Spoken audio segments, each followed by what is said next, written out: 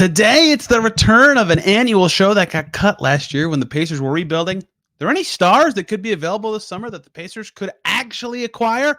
Howard Beck's going to join us. We're going to talk about all that and more on today's Locked On Pacers podcast. You are Locked On Pacers, your daily Indiana Pacers podcast, part of the Locked On Podcast Network, your team every day.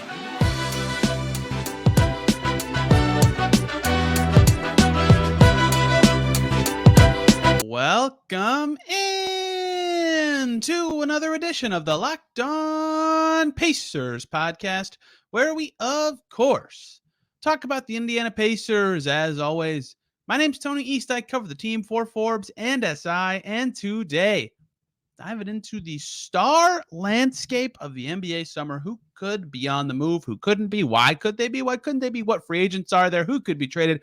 All that jazz. But from a Pacers perspective, do any of these guys actually make sense for the Pacers to get? Could they actually even do it right now? They want to get better next year. Is there anyone out there at that level of talent who makes sense? Howard Beck from GQ, formerly of All Over the Place, BR, SI, New York Times, is going to join us to talk about all that and more, the changing league landscape, the Pacers situation. On today's podcast, let's get right to it. Howard Beck is here to do what was once an annual show of Locked On Pacers, surveying the star landscape of the NBA, the best players who could be on the move. I skipped it for the first time last year, Howard, because it turns out 25-win teams typically don't pursue the best players who might become available in a given offseason, but the Pacers are back to wanting to be good again. They have an all-star on their team already. They have resources. They have cap space. Who knows what they'll be in the mix for specifically, but their president of basketball operations, Kevin Pritchard, has even talked about it. They try to be aggressive at the trade deadline. He hasn't said names. I think we can connect some dots given what their team structure is and who they might need, but it would be plausible for them to go after someone very good, whether that's with their space, whether that's with their stuff. And that means this show is back, and it's a fun one because, one, I get to make clickbaity titles, but two, I actually get to talk about the structure of the league and these good players. So before we even dive into any names, to you, I mean, they just won 35 games. That's not that many, but does it make sense for a team like the Pacers to go after someone very good or who could be all-star, star, whatever, at this point in their build? It does, because, and this is, I feel like, been my theme of this entire NBA season, their record is not reflective of who they actually are. I feel like I've said some version of that sentence 1,000 times in the last couple months, especially with regard to playoff teams. Nobody's record is what they is what it implies. The Pacers are obviously better than the 35-win team that they finished as, because Tyrese Halliburton is freaking awesome and he got hurt. And if he stays healthy, I don't know how much further they would have gone, but I mean, they might have been knocking on the door of the play-in at least. And, they don't probably get out of the play-in, but maybe, they probably don't win a first-round series, but they're a young team on the way up. I always say, like, there's various versions of a team that is somewhere in that murky middle of the standings. You could be a team that is aging and on your way down. You could be the young team on your way up. You could be a team that's just treading water, like the Chicago Bulls, that's just trying to be in the mix for something. But the Pacers are the best version of the team that's in that middle, because they're the team on the rise with young talent that is improving and with plenty of tools to keep going. I think that, there's the existential question in the NBA when you're a young team with some promising young players. When is the moment to go all in? Whatever all in even means, right? And that could vary from one place to the next. Are the Pacers, as a 35-win team that could have easily been more of a 40 or 41-win team, is this the right time to say, you know what? Let's figure out which young guys we keep, which ones go, and let's chase some free agents, or use our cap room to make a trade, whatever it may be. I don't know if this is that moment or not. I think they've got time. Like, I don't sense that there's a great urgency. That, like, there are certain teams, like the Rockets, are sending out every signal in the world that they want to go all in. They're tired of losing after even only a couple of years of it, and they're just ready to turn the corner already. They're done. They're done losing. The Pistons have sent some signals that they really want to turn this around immediately. You do have to be careful about this, because you can only spend that cap room once, and then you're tied up for a few years. And if you spend it badly, you might be stuck with some overpaid players that aren't getting you where you want to go. But that's a really smart front office. And Kevin Pritchard has done various versions of this, the various pivots of, having to take steps back, steps forward, everything. Like he's done every version. I don't know where they're headed. I'm not sure if this is the exact right moment to go all in. But I think there's a case to be made that at a minimum, you want to use some of that cap room this summer and get some veterans in to kind of stabilize things, fill some holes, and give this young team a chance to chase a playoff spot. If I just zoom out as far as possible, Tyrese Haliburton being as good as he is, but also as young as he is, kind of just makes me be like, yeah, anything makes sense, right? Like if you want to go another year of internal young growth and just pick someone at 7 and figure it out next year, that makes sense to me. If you want to go for it now, because like you just said, they were good at times last year when Haliburton and Turner played, just those two, doesn't matter who else was playing that night. They had a winning record, right? They had about the same win percentage with just those two in the lineup that night as the Heat. And that sounds better now because they're in the finals than it did when they were the 8 seed, but I'm still going to use it. So like there is evidence that there's a good team now. If you add someone now, that makes sense too. Like I'm kind of on board with anything they would do in terms of like, yep, I would as long as I understand the process, I'm usually, like, okay, that makes sense to me. And there's a lot they could do that would make sense to me because of how good he is at just age 23. And it helps that Mather and Nembhard and Turner are young-ish in all their cases and talented as well. So sure, maybe it's never the perfect time, but at the same time, stars aren't always available, especially as just signing them. We'll get to some sign guys and some trade guys in general, but yeah, I think if they did it, I would go, yep, I get it, right? Like if you can get that guy, if you can pair him with Haliburton, who they should have because of restricted free agency for at least 4 more years, the NBA, you can never say anything for certain these days, but it seems like a long time, right? Like that seems like something worth building around. So we'll start at the free agents because this doesn't take, just guesswork of going, well, this team could do this if this happens. And like if 3 degrees of separation, if things go on, sure, that's one thing. But of the guys that are free agents that are actually in this tier of stars, there's 2 names that stand out to me. Tell me if you agree or if you'd add anyone to this list. And that's in terms of stars or all-stars, whatever. Jeremy Grant and Khris Middleton, in terms of wings who are good on both ends of the floor, fit a position of need for this Pacers team. If they were to, for some reason, become available and their incumbent team didn't want them, I don't know why they wouldn't, but they are free agents. They would make sense to me as the best guys on the market that the Pacers would be like, yes, this fits us. I agree, and also positionally, they make sense for them, right? If you assume Middleton as a starting 3, he's the right fit next to that backcourt, that young backcourt. Let's talk about Middleton first. I'm very curious to see what the Bucks' approach to this offseason is. Right, they fired Budenholzer, they hired Adrian Griffin, who they just introduced today. Their issues go whatever their issues were that they thought that they had with their coach who won a championship with them a couple of years ago. That's actually a bad thing for coaches. Haven't you heard? Right. I know. Yeah. Don't win championships. Don't win coach of the year. Don't go to the finals. If you can avoid those 3 things, you have a shot. I don't know how much longer they can go with this group, right? They're pretty locked into the group that they have, but Middleton can opt out and Brook Lopez is a straight up free agent. And how far are you going to re-sign both these guys?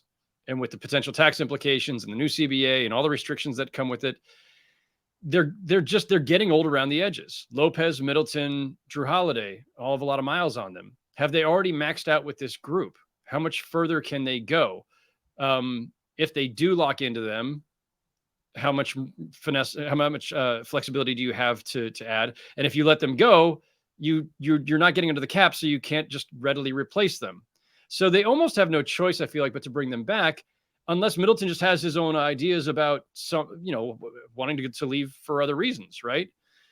So I don't know if Middleton's truly going to be available.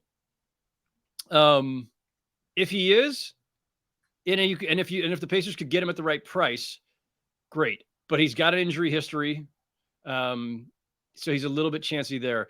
Jeremy Grant to me is I think in some ways the cleaner fit. Like Middleton is the better overall player, right? Like he's scorer, playmaker, shooter, defender. He does more things than Jeremy Grant. But Jeremy Grant has shown, even in his stint in Detroit, I never thought of him as like a number one option type, but he went there and proved he could be that. It's not his best role, but that's not what he would have to be with the Pacers, and it's not what he's been with the Blazers. The length, the defense, the versatility, the 3-and-D profile. Also, good guy. He would fit in very well with a high character Pacers team. I think he makes a lot of sense. There's a similar question with the Blazers as I asked with the Bucks, which is like, okay, well, what's the offseason agenda? We still don't really know for sure. Are the Blazers going to keep Dame and try to build around him and compete immediately? Are they going to ever entertain trading Dame? Would Dame ask out? I know he keeps saying that's never going to happen. But the whole league is waiting to see what the Blazers plan to do. And if they're keeping Dame, which my best guess is that that's still the agenda. They're still keeping Lillard and trying. So now you've got to be all in. So now you're probably trading the 3rd overall pick. You're doing everything possible to fortify around him, in which case maybe you're keeping Jeremy Grant, unless you've got a better option. So of those two, I think Grant is probably more likely to be available than Middleton, because I don't think the Bucks can, under no circumstances can they afford to let Middleton go, because they can't replace him. So I think Grant is the more realistic target, but I'm not sure if either of them are going to be that free. Hey guys, quick little break to talk to you about Birddogs shorts and pants that make you look good. They have stretch khaki shorts that are designed to fit slimmer through the thigh and the leg, giving you a truly sculpted look. Their shorts do the exact same thing as Lululemon, but fit way better. They fit way better than regular shorts, and they're made of a stiff, restricting cotton, whereas Birddogs is not. It's stretchier. They have a new cloud knit fabric that looks just like khaki but stretches, so you get a way slimmer fit without having to sacrifice movement. I should know. I have 2 pairs of their shorts, and they use anti-stink sweat wicking fabric that keeps you cool and dry all day long. Try them yourself. Again, if I had them on right now, I would show you. I had to go to practice earlier, so I'm wearing actual pants, but you got to try them. I wore them all weekend. It was 90 out in Indy, and they're my favorite shorts. So go to birddogs.com/LockedOnNBA and enter the promo code LockedOnNBA for a free Yeti style tumbler with your order of Birddogs shorts or pants. That's birddogs.com/LockedOnNBA for a free Yeti style tumbler. You won't want to take them off. We promise you. Try them today.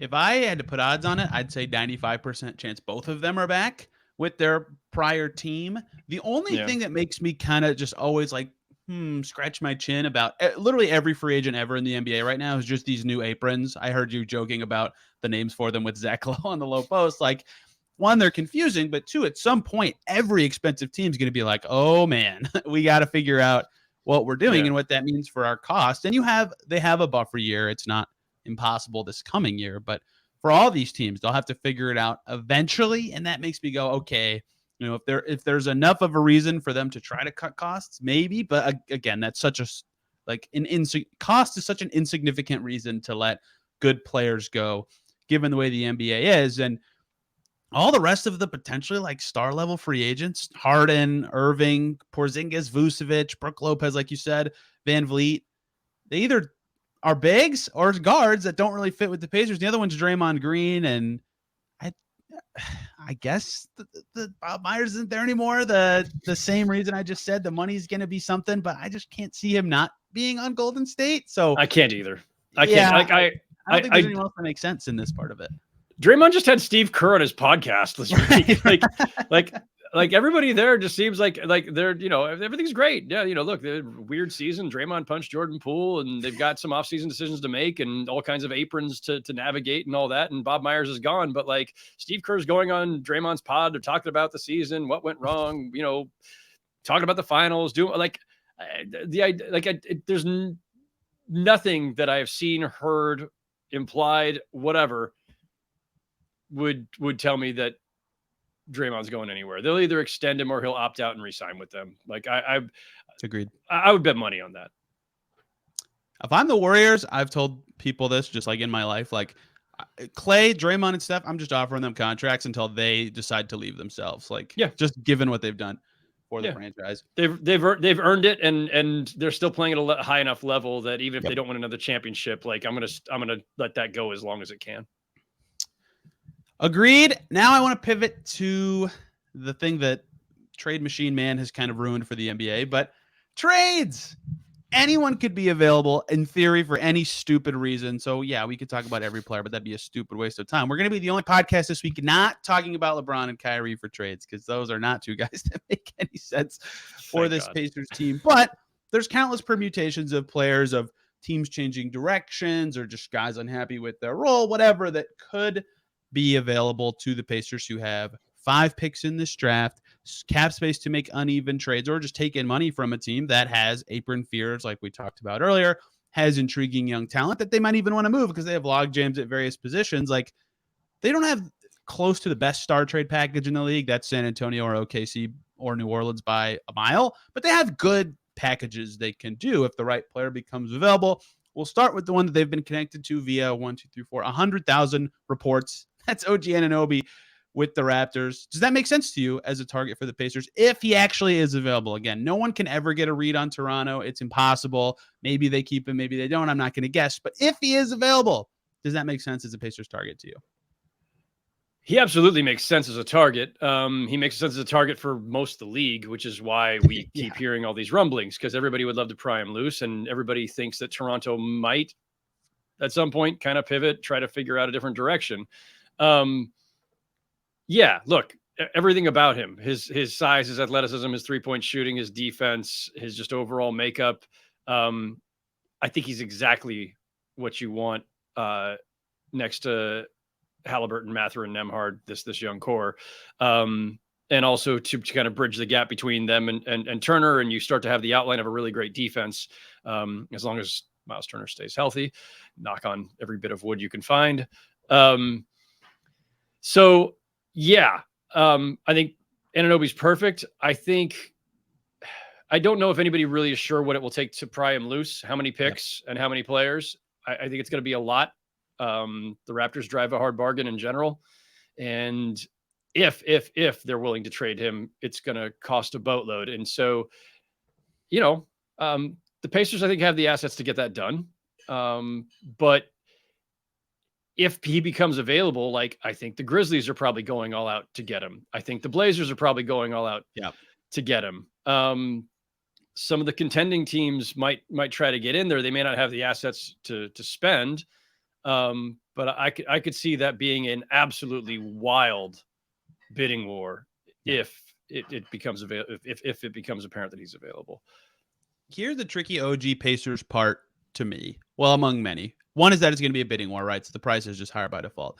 Every Kevin Pritchard trade, almost, not every, but almost every Kevin Pritchard trade that's been significant for a good talent, someone who's going to play for them every day, whatever, has fit the bill of a guy who is young-ish, right, 27 or younger, and under contract for multiple seasons, because they can't sign those guys in Indiana very often, right? So if you can get him via trade, you do, and it's smart of him to continually target those guys. Even when he trades away these players, trades away Brogdon to get an Aaron Nesmith and picks package. Karis LeVert had multiple years left on his deal, and he was young. TJ Warren fits that bill. Oladipo, Sabonis.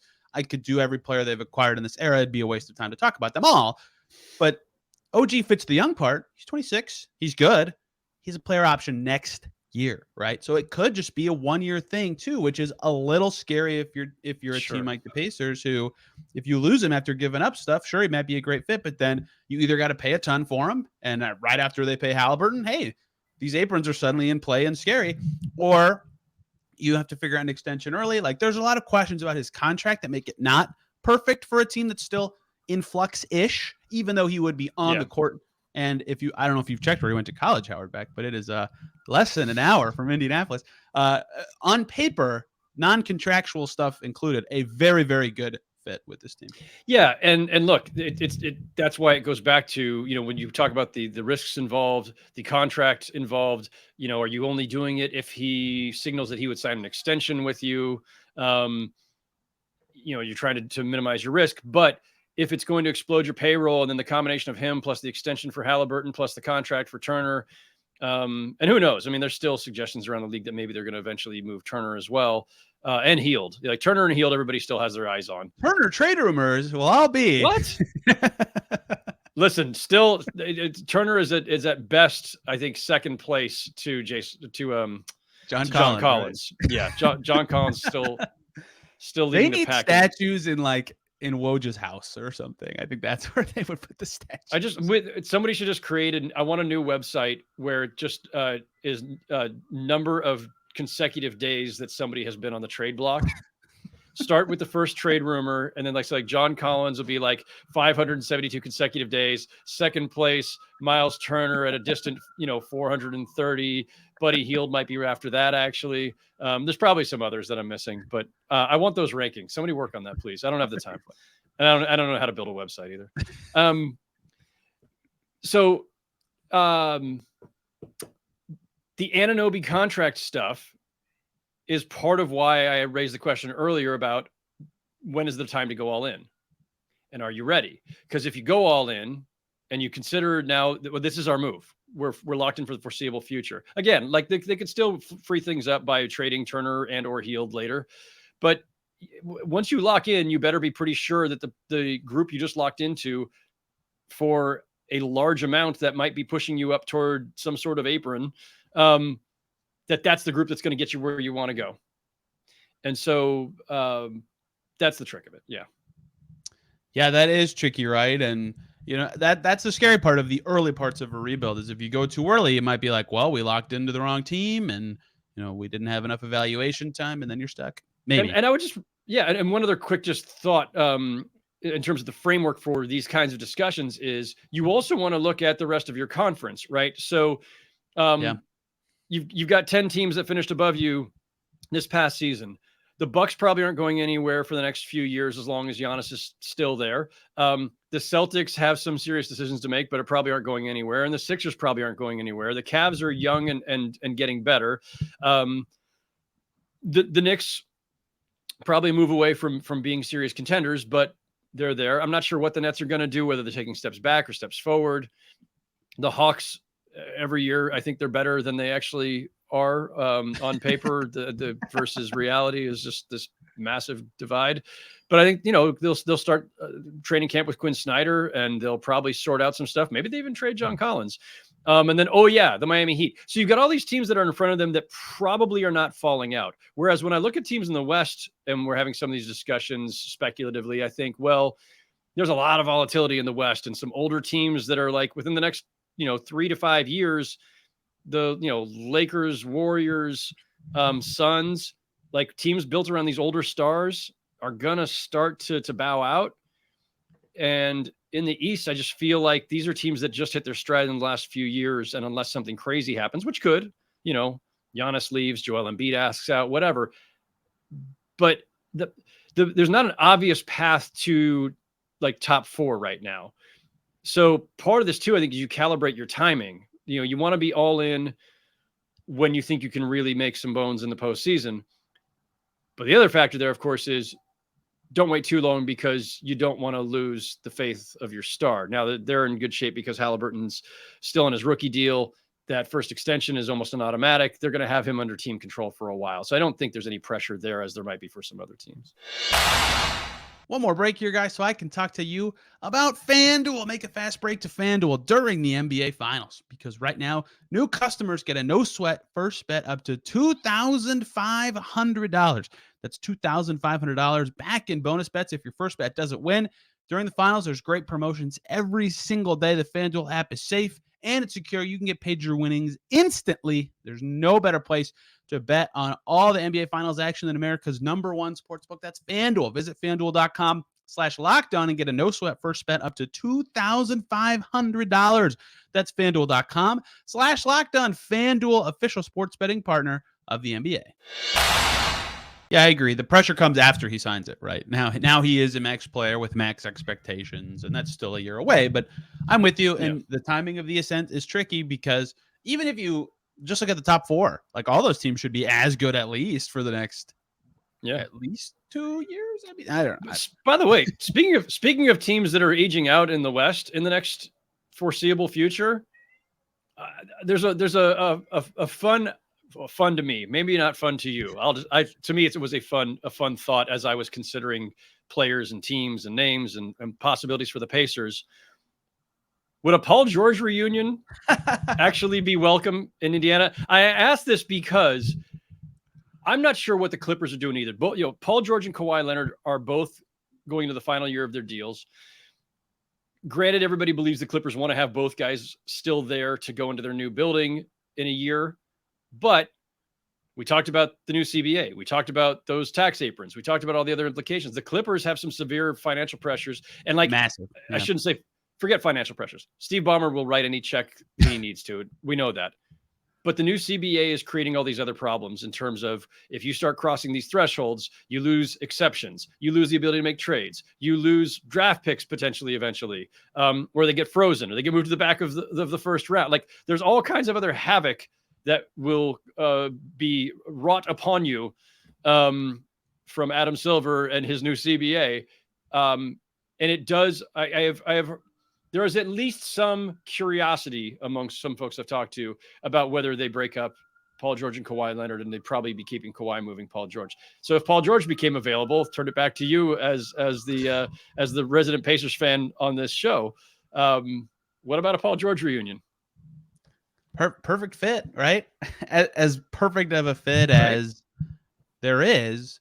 Yeah, I mean, it would depend on some of the stuff I said earlier about his contract length and the price and all that kind of stuff, and if he'd be receptive to it, because on many a time since his departure, he said things like, hey, these stars keep leaving the Pacers. It can't be the players forever, and never actually saying why he said that. I don't know what the relationship he would have with the franchise, the decision makers is, but basketball perspective only, like he's the player. It's him in terms of the best possible or close to it. Like, I guess Kawhi is better than Paul George, but like close to it of the peak Tyrese Halliburton running mate, right? And so, yeah, if that is possible, I've seen Pacers Twitter people tweet his picture enough in the last month to know that it's become a thing. And you could just never rule it out. The Clippers are crazy, but he's extension eligible too pretty soon, so maybe we'll get some clarity on what the long term. Yeah, and look, he's 33 years old. He's not on the timeline of the young guys, but I do think like there's a number of ways to look at this. Usually, you look at it as you want guys who are on the timeline of your young, budding stars. There's also a case to be made for like if you could get an older star who maybe they're not on the same timeline, but it helps accelerate your young guys and also serves as a great kind of mentor, stabilizing figure for the team. Take some pressure off too. Like, I don't know if you got a few years out of however many years Paul George had left. I don't think it's the worst idea in the world, but yeah, look, on the current contract, you're taking a risk since he could be out in a year. That would just be, I don't know why, to me, that would just be hysterical. I can't imagine it even like him going to the softball game all those years ago and saying like, I'm a Pacer. And now that line has just become such a jaded phrase. And in Indiana land, Oladipo said it too. Is there anyone else, as you survey the league landscape, there's been a player or two heavily in the news for various trade reasons this summer that stand out to you as really, really good, like All-NBA, All-Star level, that could actually be available this summer? Is there anyone that makes actual sense to the Pacers, or is it just, what I said earlier, where if this happens and this happens and maybe this team decides to change directions, we're just making stuff up? Is there anyone else you feel like that could be in this discussion? Nobody immediately comes to mind, and in large part, it's just because I'm just not sure who's available this summer, right? Yeah. Are the Nets going to be entertaining Mikal Bridges trade offers for one? If they do, is it a given that Bridges is going to try to steer that to Portland where he can go play with Dame because they're friends? And again, we're making all these assumptions. Are the Blazers keeping Dame? Okay, if they're keeping Dame, how are they rebuilding around him? What are they willing to trade? Are the Nets willing to? Bridges is at the moment their best player, but is he really the guy you're building around for the next 3 to 5 years now in this post Kevin Durant era? Probably not. But Bridges is another guy who, for all the same reasons that of other guys we mentioned, would be a phenomenal fit with the Pacers. I don't know if he's available or not. Nobody does yet. So there's a lot of those kinds of curiosities. Back to free agency. Would the Pacers roll the dice on Dillon Brooks? He does fit them player-wise pretty well. Positionally, Positionally pretty well. profile of the things he does, defender, all that. They've had Lance Stevenson. They can deal with personality. Many a commenter is going to say, "How dare you for that one, Howard?" That is, I mean, but you're right that they do deserve. He does deserve that comparison. Different, but not kind of similar in a sense. So yeah. Again, ignore everything that's happening in Memphis. Great defensive player. Pacers need all of those, right? And can play on the wing. And despite what happened this past season, is an okay shooter, an okay play finisher. He wasn't this year, but do you take that season over the rest of his career? That's kind of up to you. But yeah, he'd fit pretty well, I think, and give them some punch on defense that they haven't had in 3-4 years. I like having one seriously feisty player who might be over the line a little bit. If you've got a good group around James him, Johnson returned. That's what I'm hearing you say, right? Something like that. Someone who plays. I get what you're saying. Look, my first NBA beat job was covering the Shaq and Kobe Lakers, where Rick Fox was the guy who was always a little over the line. And but Rick was a great dude and really smart and one of my favorite people to cover. And so I always think there's value to having one guy who's just going to be just a bit of an irritant and might step over the line. Now, again, I'm not meaning to compare Rick to Dylan Brooks. Rick, I think, was much smarter about the way he channeled his aggression and his activity and his provocateurish nature. But I think having a guy like that is always helpful. Yeah, I agree. And the Pacers were searching for some veteran toughness in the past. And now I don't know if they need it as much, but they definitely could use someone like that on the defensive end. I'll just say his name because I know people are probably thinking about it. Jaylen Brown is in this nebulous, will he get the Supermax, will he won't situation. I was talking to someone else about this, but even if he is available, and he would fit really well with Tyrese Haliburton, the Celtics are going to want really effing good players. They're going to want Tyrese Haliburton. Yeah, exactly. They have Jason Tatum. They're not going to be we'll trade Jaylen Brown for a lottery pick and a young player. No, that'd be stupid for them. So it's the Pacers package doesn't make sense. It'd have to be a really complicated trade. It's just not even worth. No, I don't think that one's worth discussing. As hypothetical trades go, not worth discussing. Although there is another Celtic that I've heard tied to them, and that's Grant Williams, who would be a phenomenal fit. Great fit. We should have we probably should have mentioned him earlier, but he, and he's a free agent. So chasing Grant Williams, and again, great character guy. He's on the executive committee of the Players Association. Really smart dude, 3-point shooter, defender, deep playoff experience, and probably a little bit more gettable than Jaylen Brown. just a wee bit. If we're going to go to that tier of players, I'll throw one more name at you. This is not a star. This does kind of go against. He's never been an all-star. But how about a guy who has played with Tyrese Haliburton, has played for Rick Carlisle, is a power forward, has won a championship before? Harrison Barnes. Kind of a good fit. That's probably the worst player I can sneak into this episode. I don't think and you mean that only relative to the profile of the other guys. It's not an insult for Harrison Barnes. Yes. 31, so a little bit older, but kind of a, jack of all trades, nice third-ish option scoring wise and defend multiple positions. Another guy who's really smart, great character guy. Yep. Would definitely a fit. What did he have? A year under Rick Carlisle? He was they overlapped in Dallas for a little bit. I don't remember how long it actually was. Might have even been a half season. It might have been less than a year. Yeah, because didn't he get traded mid-game, and it was a big deal that he was sitting on the bench, right? That sounds right. Yeah, he did. He had but he had a couple full seasons with Dallas before that. When did Rick start? Anyway, no, he had a couple seasons under Rick. Oh, I don't know why I thought it was less than that. Continue. Sorry. Yeah, but you're right. He did get traded mid-season, mid-game. And it was awkward. So dumb. Yeah, this is so dumb. a good fit and probably a less costly fit. And brings us right back to one of these questions: what are the Sacramento Kings doing now that they've had this great breakthrough season? They finally made the playoffs. They ended their drought. I think there's kind of a ceiling on the group that they have, and I think that it's the bigger challenge now is how to keep building on top of that. And it's a younger team, so Barnes is probably not a long-term solution there. And I do think that, look, they have to find a way to as you guys saw at times, it was the whole thing about Sabonis and Turner together, separate, whatever. All right, well, they've now decided that Domantas Sabonis is their full-time starting center. And so they now have the challenge of, well, if your full-time starting center is not a defender, rim protector type who can anchor your defense, how else do you manufacture defense around that? That's the Kings' challenge. So if it's not your 5, and maybe it needs to be your 4, and I'm not sure if Barnes is that guy. So I do think they have some questions to answer there.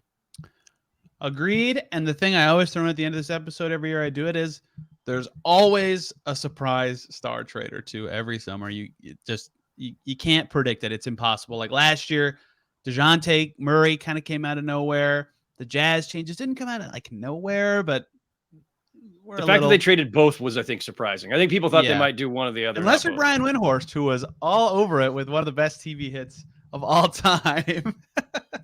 And the KD trade demand was out of the dark when it happened. That seems like, in retrospect, like, oh, that was coming, but like that was really stunning when it actually happened. So last summer was wild. Yeah, it was. The NBA landscape is insane. Like, you can conjecture together a few players, but there's always going to be more names. There's always going to be something that happens. There's always one. Two trade deadlines ago, I can talk. This is my job. It was Porzingis. Whoever was like, "Oh, what? Wait, the Mavs are trading Porzingis? Who saw that coming?" Like, it always happens. So you just never know. You just never know. Yeah. No, and that is the beauty of it. And I have always often said the same thing, which is we will talk about all these names that seem like the obvious ones. And while some of them might move, there's going to be at least a surprise or two over the offseason that none of us really were focusing on.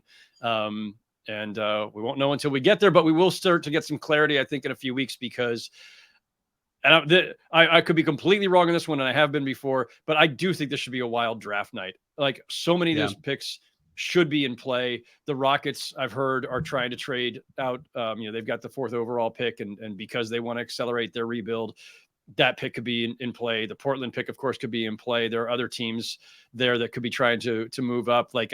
And some of that stuff is going to involve actual players, where it's going to be the trade agreed to in principle, but it can't become official until July 7th or whenever the moratorium is over. So we may start getting answers here in a couple of weeks. Draft night, I think, will also be crazy because of the new CBA, because there's this big tier considered by many under the top 3. It's going to be wild. And to cap off the surprise conversation, I was once talking to somebody and they said, "Who do you think the surprise player could be that would be moved?" And I was like, if I get the answer right, doesn't that mean it wasn't a surprise? Like, you just can never really predict who it's going to be. I agree, though. I think it's going to be a little bit of a crazy whole calendar year, really, as this new CBA implements of player movement. We'll see how the Pacers are involved. Howard Beck, thank you for the time. I'm sure everybody listening knows who you are, but where can they follow you and your work covering the NBA these days?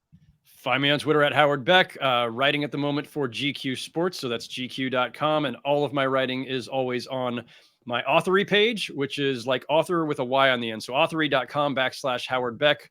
All of my GQ Sports stuff is there. My old Sports Illustrated pieces are there. My New York Times stuff, my Bleacher Report, just basically everything I've ever written. There you go. Check out Howard and all his work tomorrow. Actually, I'm going to be traveling, so I'm not sure what tomorrow's episode will be. A little bit of flux on the order of episodes here on Locked On Pacers, but it will either be a draft prospect thing or a free agency position preview, which people have been enjoying both of those. So it'll be a great episode no matter what it is coming out tomorrow. Thank you guys a ton for listening. We'll see you soon.